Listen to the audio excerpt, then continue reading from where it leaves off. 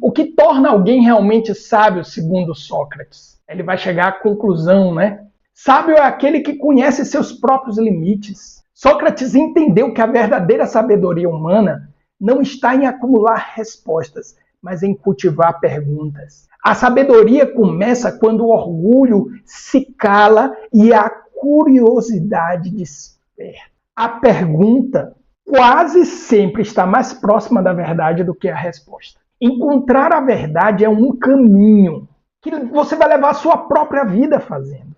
Ah, professor, que cansativo isso, hein? Desliguei a live. Aí desliga a live. Por quê? Porque é melhor chegar e dizer, olha, 3 semanas para ficar com o abdômen tanquinho. Que pariu, macho.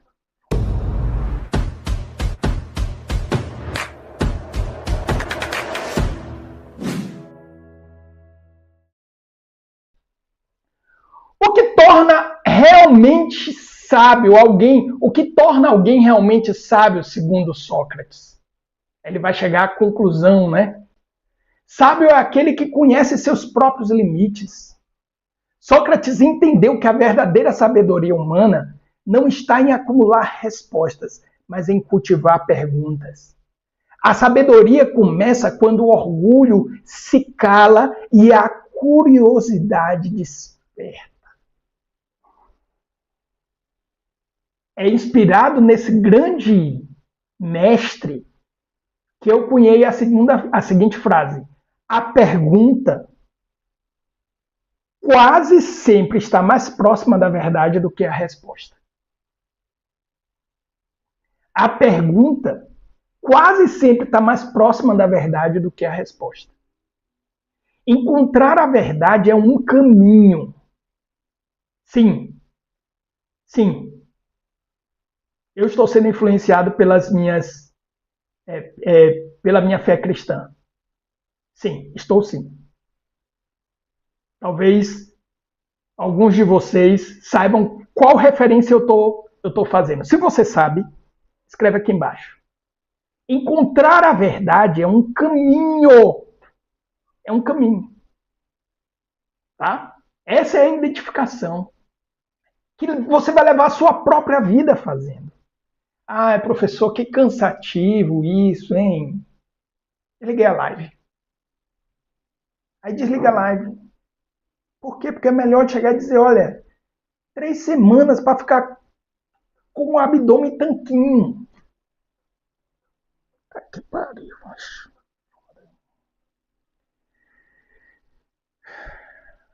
Meu Senhor vai ter que me dar uma recompensa, eu terei. Então, após a fadiga da busca, Sócrates chega à conclusão de que a sua diferença para com os outros que se consideravam sábios era mínima, mas crucial. E compreende o significado profundo do oráculo. A diferença era pouca, muito pouca, mas crucial. Então, pôs-me a considerar de mim para mim, que sou mais sábio do que esses homens, pois que, ao contrário, nenhum de nós sabe nada de bom e belo, nem eu nem eles. Mas aqueles homens acreditavam saber alguma coisa sem sabê-la, enquanto eu, como não sei nada, também estou certo de não saber. Parece, pois, que eu seja mais sábio do que eles. Nisso ainda, que seja pouca coisa, não acredito saber o que eu não sei. Essa é a frase ipsilitris, né? Dita por Sócrates. Não acredito saber o que eu não sei. Então, ele é considerado pelo oráculo mais sábio, porque diante de eu não sei nem você sabe. Nosso conhecimento e sabedoria é pequena, limitada, ínfima e ridícula.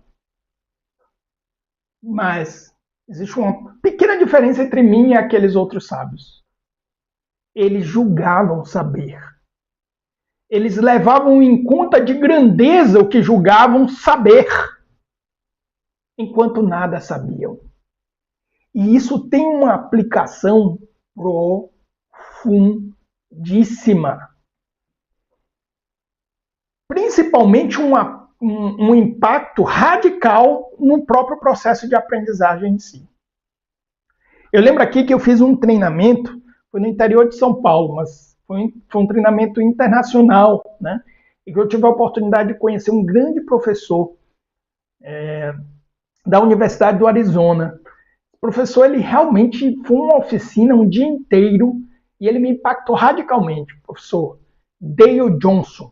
Eu lembro do nome dele até hoje. E ele disse que lá na Universidade do Arizona, eles fizeram um estudo de quais eram os alunos que mais evoluíam na universidade. Ou seja, que eles aprendiam mais. Você evoluiu mais, é porque você aprendeu mais, você se desenvolveu mais.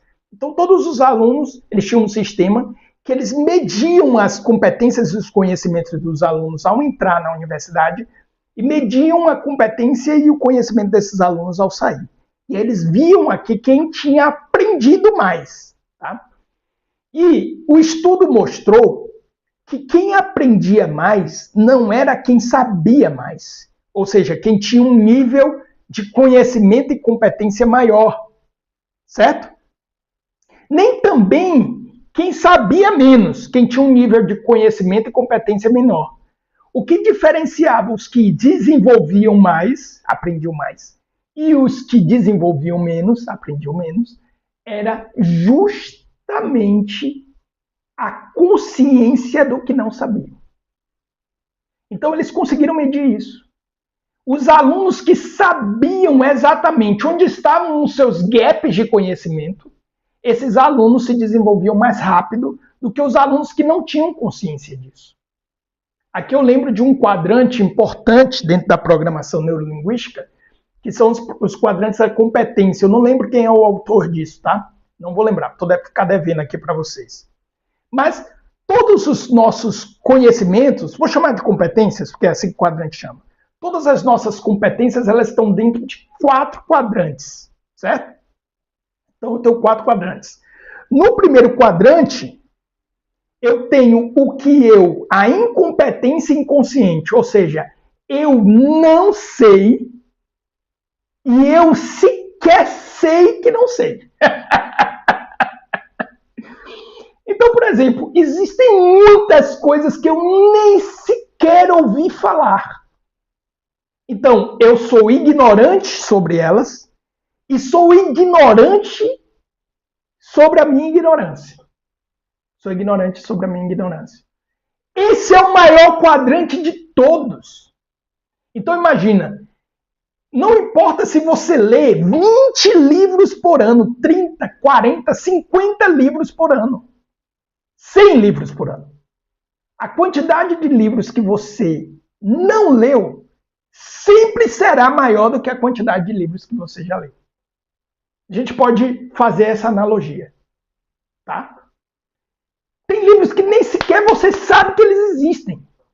Essa semana, eu procurando um livro que linkasse filosofia, eu disse, cara, como é que pode, como é que os físicos ignoram a filosofia aristotélica? Como é que eles ignoram as 10 categorias, substância e os acidentes? Como é que eles ignoram isso, porra? Como é que pode? E aí eu procurando, falando com o meu professor, o Padre Vitor, ele me indicou um canal, um perfil de um professor de física da USP, que traduzia um livro de um professor chamado Enigma Quântico. Ele foi responsável pela tradução no português. Eu sequer sabia o que era esse livro. Eu estou me deliciando. Eu gosto de ler aqui, inclusive aqui tem Cacun, né, que fala sobre a física e tudo, teoria M, todas essas coisas. Eu adoro essas coisas, o universo, né?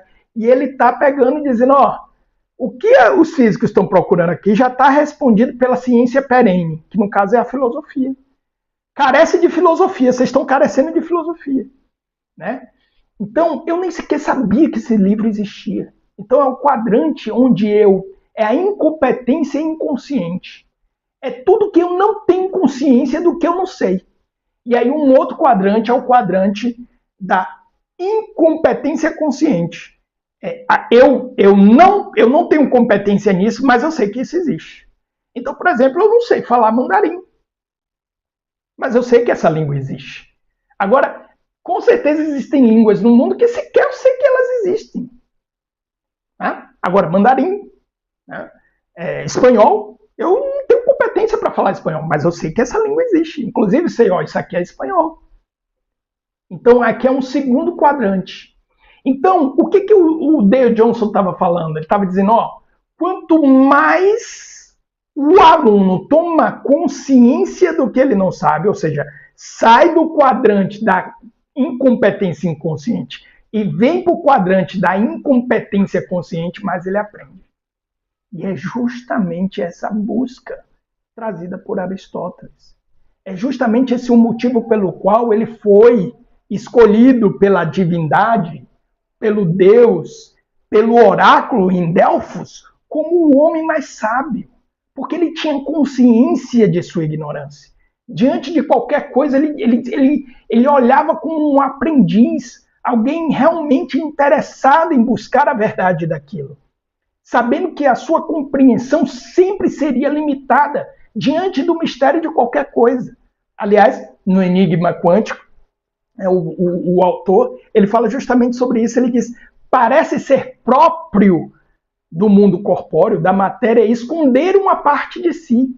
Então, como se de alguma forma, por mais acurado que fosse a ciência e as formas de métricas, uma parte desse mundo corpóreo, ele vai nos ser oculto, vai estar sempre oculto de nós. Meio que parece que isso faz parte da natureza, né? Mas é porque nós, como observadores, somos limitados. Nós somos limitados. Eu não consigo me observar completamente. Para pensar. Eu não consigo saber como é que está o meu coração. Por dentro eu não sei. Você consegue? Então eu não tenho nenhum domínio de me perceber inteiramente. Imagine perceber outro. Olha a profundidade disso. Isso muda tudo. Isso muda a forma como nós encaramos o mundo. Isso muda a forma como nós encaramos as dificuldades. Como eu gostaria que pessoas e mais pessoas estivessem ouvindo aqui agora essa aula. Isso muda a forma como você enfrenta qualquer seja a dificuldade que você está enfrentando. Há um sentido. É a filosofia na busca do sentido. Independente de qual seja a visão de mundo que você tenha, é a humildade de saber que ela por si só é limitada. Independente de qual seja a visão de mundo que você tenha. Ela é finita, ela é limitada. Então as coisas devem ser muito mais do que eu penso ser. Olha que libertador. Essa é a resposta que eu consigo dar agora. Olha que libertador. Do contrário, ó cidadãos, o Deus é que poderia ser sábio de verdade, ao dizer no oráculo que a sabedoria humana é de pouco ou nenhum preço. E parece que não tenha querido dizer isso de Sócrates, mas que se tenha servido do meu nome, tornando-me, por exemplo, como se dissesse, aquele dentre vós, ó homens, são sapientíssimos, os que, como Sócrates, tenha reconhecido que, em realidade, não tem nenhum mérito quanto à sabedoria. Caraca, meu Deus, velho. Tem mais de 2000 anos que esse negócio tá escrito, velho. Puta. Mais de 2000 anos. Como eu agradeço a Deus de ter lido, relativamente jovem, ter lido isso. Por quê? Foi graça. Tive uma excelente educação dos meus pais, mas nunca fui incentivado a isso. Como isso resolveria coisas? Como isso, sabe? Ambiente acadêmico, sabe? tanta arrogância, tanto eu sei, senta aí que eu vou te explicar agora. Anote, tome nota, anote, anote. Tomou Deus como exemplo. Ele usou apenas o meu nome. Vós que se considerais sapientíssimos, como Sócrates, sois nada no que diz respeito à sabedoria. Por que esse ignorante Sócrates é o mais sábio? Porque pelo menos ele tem consciência disso. E aqui tem um quê que, se alguém conhece, professor de filosofia, quiser encaminhar esse conteúdo, eu gostaria de ouvir esse comentário, porque tem um quê aqui que é um debate profundo sobre o que é a sabedoria. E nesse trecho, Sócrates, não sou eu que estou falando, tá? Está falando é ele aqui, ó. Ele diz, do contrário, cidadão, o Deus é que poderia ser sábio de verdade. Então ele tá remetendo a sabedoria à característica divina. Só quem pode ser sábio de verdade é Deus. E é engraçado isso porque eu fiz uma relação aqui, uma analogia com esse livro que eu estou lendo, Enigma Quântico, e no livro, quando ele afirma que parece ser próprio da natureza corpórea, e olha que ele segue uma linha filosófica aristotélica, e quando ele usa essa expressão, ele está dizendo isso é uma parte da realidade. A realidade, em Aristóteles, ela é ilemórfica, né? Ela tem matéria, ou seja, é corpórea, ela tem matéria e forma. Então, o mundo corpóreo ele tem matéria e forma. Então, nós estamos investigando a matéria, mas aquela matéria ela está organizada daquela forma por causa de uma forma. Então, tem alguma coisa ainda mais do que isso. Tá?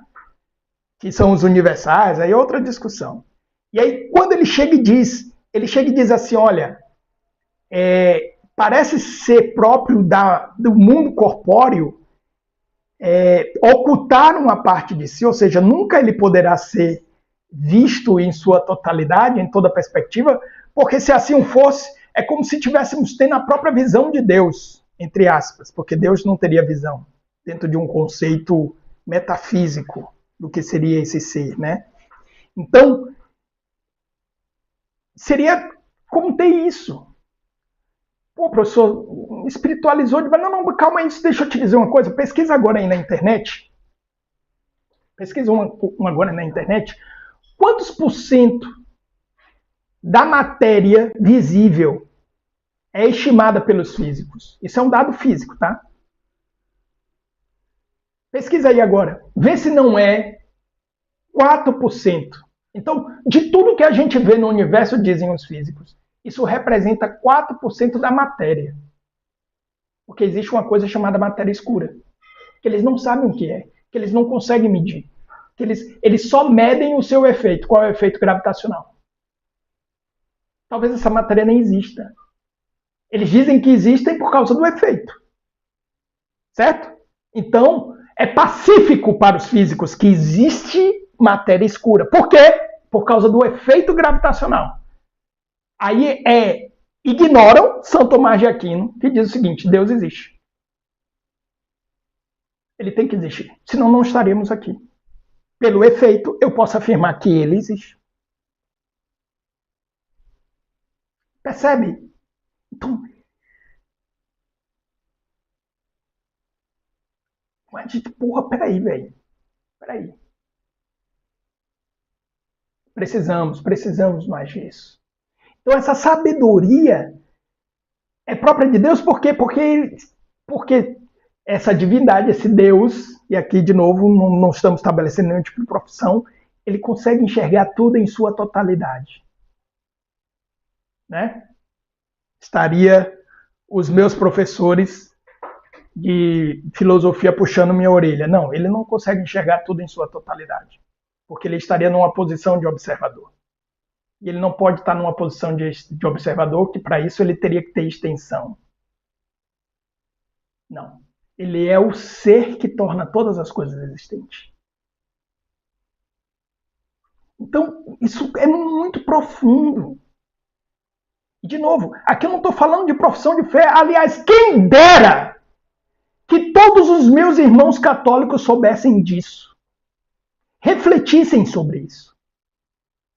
O mundo seria outro se somente os católicos, não precisa nem ser todos os cristãos, só os católicos tivessem esse comprometimento e essa disciplina que está entregue à tradição, que está relido na tradição, como, por exemplo, essa filosofia aristotélica, também uma leitura tão bem feita por São Tomás de Aquino. Quem dera que só os católicos, quem dera que isso fosse ensinado em todas as escolas católicas, quem dera que isso fosse ensinado nas universidades católicas. O Brasil seria outro. Quer saber um pouquinho mais sobre isso? Não cabe a mim, eu não tenho competência para isso. Pesquisa agora no YouTube, Centro Tomista, tá certo? Mesmo que você não seja católico, mesmo que você não seja, tá? Não vamos ter esse preconceito. De jeito nenhum. Por exemplo, aqui ó, tem livros aqui, ó, que é de filosofia taoísta, que influencia o Aikido. Eu não vou professar a fé budista. Mas eu quero entender qual a sabedoria que está construída ali. Espero que você tenha gostado desse vídeo. Esse vídeo é um corte de uma live que eu vou deixar recomendada desse lado aqui e desse lado. Um vídeo especial para você. E se inscreva no canal, se inscreva no canal, se inscreva no canal. Grande abraço!